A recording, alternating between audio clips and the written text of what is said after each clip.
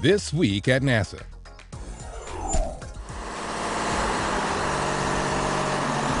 October 7th is the launch date for SpaceX's Dragon spacecraft on the first commercial resupply mission to the International Space Station.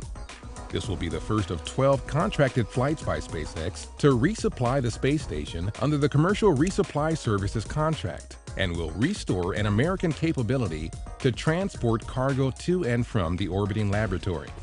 Dragon will be sent aloft from Cape Canaveral Air Force Station in Florida by SpaceX's Falcon 9 rocket. A backup launch opportunity is available on October 8th. Hello, my name is Sanjeev Gupta and I'm a long-term planner for the Mars Curiosity Rover. This is your Curiosity Rover update. We've now been on Mars for almost 2 months and we've been witnessing the amazing new vistas of the never-before-seen Gale landscape taken with our wonderful cameras. However, much of the science team have had their eyes and the rover's eyes firmly focused on the ground. On the drive from the Bradbury landing site to our current location, we have been analysing 3 really interesting outcrops that we have called Goulburn, Link and Hotter. If we look at the Hotter outcrop, we can see a distinct layer that has been tilted and eroded, and this allows us to look at the cross-section through the layer. When we looked at the layer with our high-resolution Mastcam camera, we found that it was comprised of sand grains and small pebbles that had become cemented to form a hard layer. Here, you can see a pebble that is 3 centimeters in diameter, so smaller than a ping pong ball. This suggests that this layer is an ancient gravel deposit. The surprising thing is that when we looked at the pebbles closely, we discovered that many of them were quite well rounded. This is very different to the many angular clasts that usually litter the Martian surface. Here, you can see a rounded pebble from a riverbed on Earth. On Earth, rounded pebbles are a common telltale sign of rocks that have been transported by water, for example in a river or stream. As water flows over a riverbed, if the flow strength is great enough, the pebbles are lifted up into the flow or rolled along the riverbed and they become pounded and battered against each other, and this causes them to become rounded through time. So what we think we might be seeing here on Mars is an ancient riverbed with the pebble beds representing old stream deposits. The size of the pebbles tells us that these rocks could not have been transported by the wind, so it seems clear they must have been transported by water. So how did this pebble deposit get to be here? If we look more broadly in Gale Crater, we can see that there is a prominent feature that geologists call an alluvial fan. Alluvial fans are cone-shaped deposits of gravel and sand that accumulate where streams exit mountains.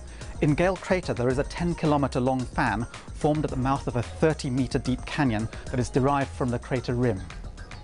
On the fan itself, we can see evidence for multiple channels suggesting that the stream bed direction changed through time. When we look at the location of the Curiosity landing site with respect to the alluvial fan, we see that the rover landed downstream of the fan. The rounded pebbles likely represent long-distance transport down the alluvial fan. So this is really exciting news for the science team because it's the first time we are seeing gravel transported by water on the surface of Mars. This has been another exhilarating week for Curiosity on Mars and for the science team here in Pasadena. This has been your Curiosity Rover Report. Check back for more updates. The next crew slated to live aboard the International Space Station continues to ready itself for the mission. Expedition 3334 Soyuz commander Oleg Novitsky of the Russian Federal Space Agency, NASA flight engineer Kevin Ford, and Russian flight engineer Evgeny Tarelkin took a break from training to field questions from the news media at the Gagarin Cosmonaut Training Center in Star City, Russia. They also participated in traditional ceremonies in Moscow's Red Square.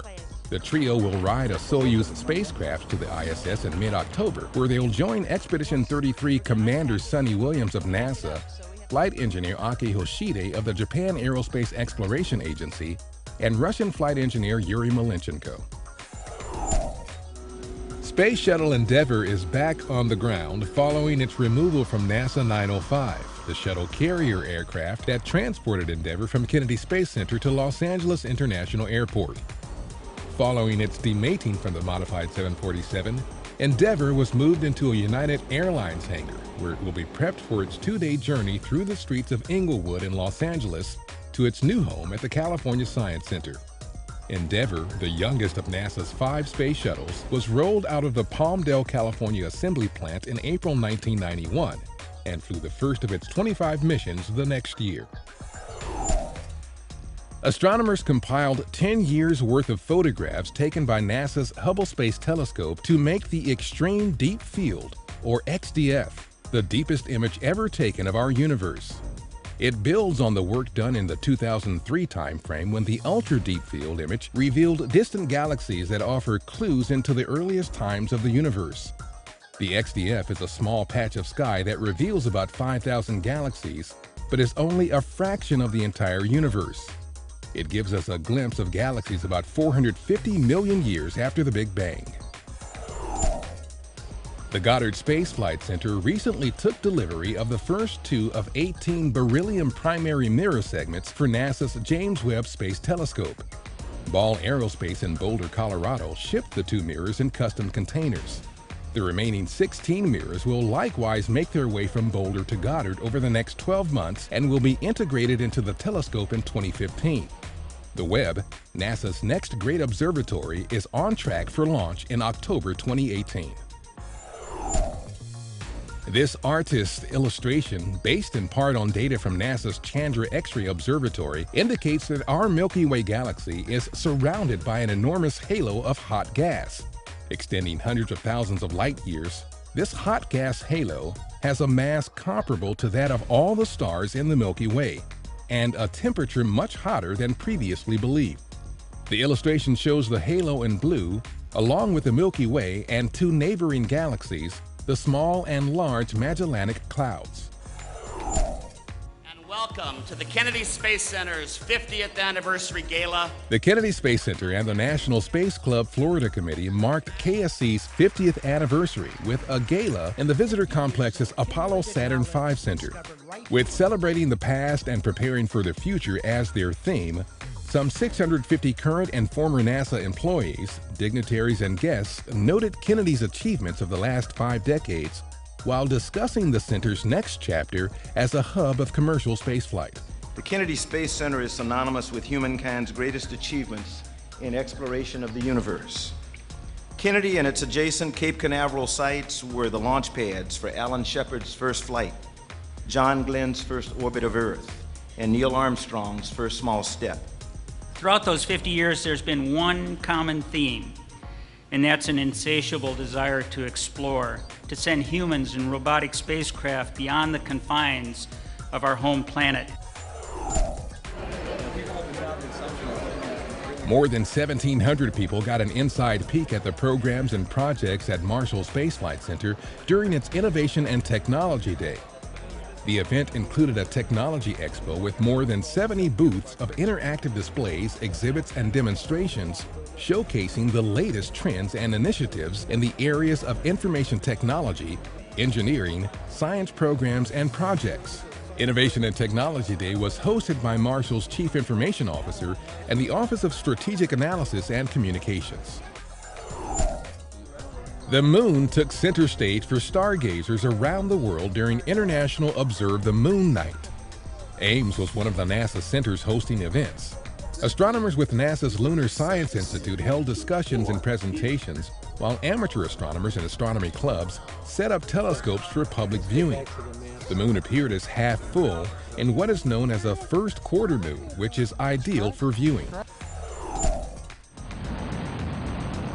Sputnik 1, the first artificial Earth satellite, was launched into an elliptical low Earth orbit by the Soviet Union 55 years ago on October 4, 1957. The surprise launch precipitated the American Sputnik crisis, began the space age, and triggered the space race, a part of the larger Cold War. Sputnik was also scientifically valuable. The density of the upper atmosphere could be deduced from its drag on the orbit, and its radio signals, monitored by amateur radio operators worldwide, gave information about the ionosphere. After about 37 million miles and 3 months in orbit, Sputnik 1 fell back to Earth and burned up in the atmosphere on January 4, 1958. I have liftoff, clock has started. 50 years ago, on October 3, 1962, NASA astronaut Wally Schirra orbited the Earth 6 times in the Sigma 7 spacecraft. The Mercury Atlas 8 mission was the 5th United States manned space mission. The 9-hour flight focused mainly on technical evaluation and was the longest U.S. manned orbital flight to date in the space race. The flight confirmed the Mercury spacecraft's durability ahead of Gordon Cooper's one-day Mercury Atlas 9 mission the next year. Langley Research Center Director Lisa Rowe accepted a Bridge Builder Award on behalf of NASA during the Virginia Hispanic Chamber of Commerce's annual Hispanic Gala. The award recognizes Langley's efforts to improve the connection between the Hispanic community and the community at large, and its contributions to inspire Hispanic youth via STEM educational outreach efforts in Virginia and throughout the country. Also presented with a Bridge Builder Award was Secretary of Labor Hilda Solis, who is the first Hispanic woman to serve as a United States cabinet member. No matter where you come from, no matter what zip code, no matter what side of the aisle or even railroad, what side of the tracks you were born on, there are great possibilities in this country. And that's This Week at NASA. For more on these and other stories, or to follow us on Facebook, Twitter, and other social media, log on to www.nasa.gov.